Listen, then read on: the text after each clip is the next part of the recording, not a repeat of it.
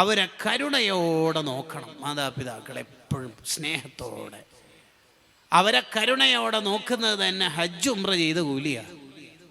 ആ ഉമ്മ പോയാൽ തീർന്ന്. പിന്നെ യൂട്യൂബിൽ പ്രസംഗം ഉമ്മാനെ കുറിച്ച് കേട്ടിട്ട് കരയാന്നല്ലാണ്ട് വേറെ പരിഹാരമൊന്നും ഉണ്ടാവില്ല. ഉമ്മ ഉള്ള കാലത്ത് ഈ കൂലി മുഴുവനും വാരിക്കൂട്ടണം. നമ്മുടെ ഉമ്മ നമ്മുടെ വീട്ടിലുണ്ടാവുക എന്ന് പറഞ്ഞാൽ അതിൻ്റെ അർത്ഥം ലോകത്തെ മുഴുവൻ ലൈറ്റും നമ്മുടെ കണ്ണിലുണ്ട് എന്നാണ്. ഉമ്മ മരിച്ചു എന്ന് പറഞ്ഞാൽ അതിൻ്റെ അർത്ഥം ഇനിയൊരു ലൈറ്റും നമ്മുടെ കണ്ണിലില്ല എന്നാണ്. വീട്ടിലെ CFL ഓഫാക്കി എന്നല്ല, സൂര്യന് അസ്തമിച്ച പോലെയാ. ഇനി ഒരു പ്രശ്നം ആരോടെ പറയാ? ഒരു തണുപ്പുള്ള കൈ നമ്മുടെ നെറ്റിത്തടത്തിൽ വന്നിട്ട് പേടിക്കണ്ട മോനെ, ഉമ്മയില്ലേ മോനിക്ക്, ഇങ്ങനെ പറയാൻ ഒരാളുണ്ടാകുന്ന അത്ര കാവൽ നമുക്ക് വേറെ എവിടെയും കിട്ടുക? വേറെ ആരോടാ ഇത് പറയാ?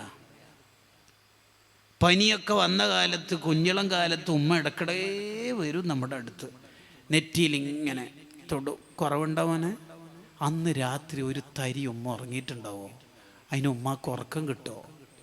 സ്കൂളിലൊക്കെ അയക്കുന്ന കാലത്ത് ദോശയൊക്കെ പാചകം ചെയ്യുമ്പോൾ ഒരു ദോശ ചുട്ട് വേഗം നമ്മുടെ പ്ലേറ്റിലേക്ക് ഇട്ട് ദമോനെ കറി ഒഴിക്ക്.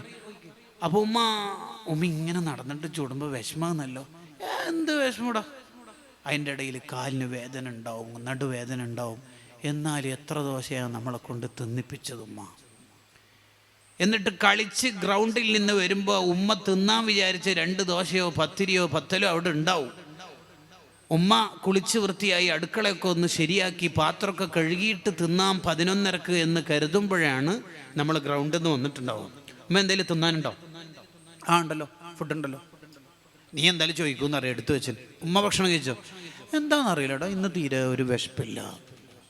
ഇതിനെന്താ പറയേണ്ടത്? സത്യം പറഞ്ഞു എന്നാണോ, കളവ് പറഞ്ഞു എന്നാണോ, സ്നേഹിച്ചു എന്നാണോ? വാക്കുകൾക്ക് അതീതമാണ് ഉമ്മ എന്ന 2 അക്ഷരം. വ്യാഖ്യാനങ്ങൾക്കും അപ്പുറത്താണ് ഉമ്മ എന്ന അക്ഷരം തന്നെ. ആ ഉമ്മ എന്ന പദത്തിൽ തന്നെ ഒരു ഉമ്മ വക്കലുണ്ട്. കൂട്ടുകാരെ, എന്നെങ്കിലും ഉമ്മയുടെ ഒരു മാക്സി നമ്മൾ അലക്കി കൊടുത്തിട്ടുണ്ടാവോ? ആമ്പിള്ളേരോടാ ചോദ്യം. ഉണ്ടാവോ?